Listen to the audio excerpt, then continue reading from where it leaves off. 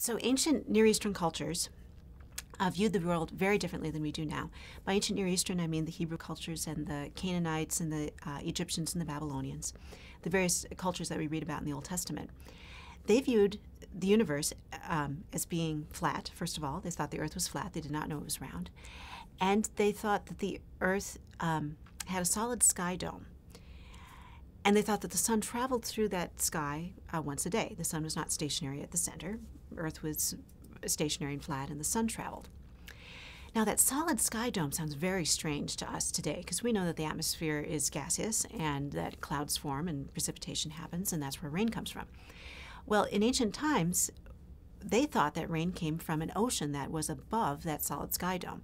So there'd be openings in it, and the rain would come through floodgates of heaven and rain on the earth. After all, the sky looks blue, water looks blue, so it kind of makes sense. And then they viewed there also being waters under the earth, and that's where the netherworld was, and waters would occasionally come up from under the earth in the form of springs. That was their physical picture of the universe. Now, the other cultures surrounding the ancient Hebrews had gods for each aspect of this universe. In this Egyptian engraving, they have the god of the sky. It has stars all over it. They have the god of the air. He's holding a symbol of life. They have the god of the ground with leaves on their body, and the sun god and the god of the netherworld. There's gods for all these different aspects of the world. The Babylonians similarly had gods for all the different aspects of the world. So that's the context in which Genesis 1 and other Old Testament passages were written.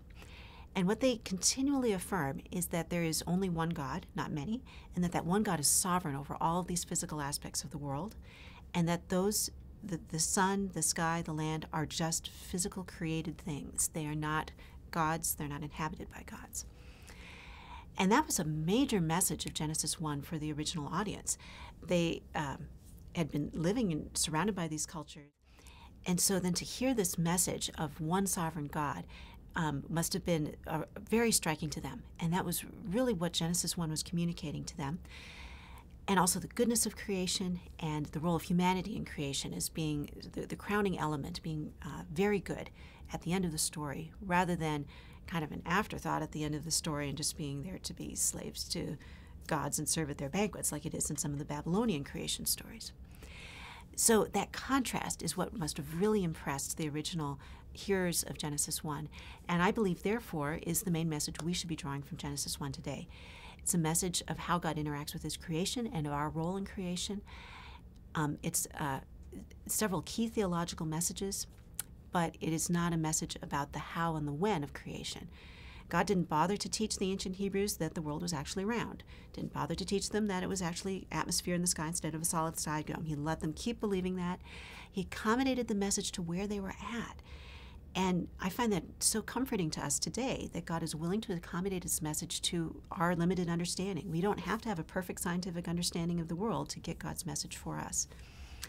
And for that reason, I don't think we need to draw from Genesis 1 a chronology of how God created, a timeline of specific physical events, but rather these very important theological views of our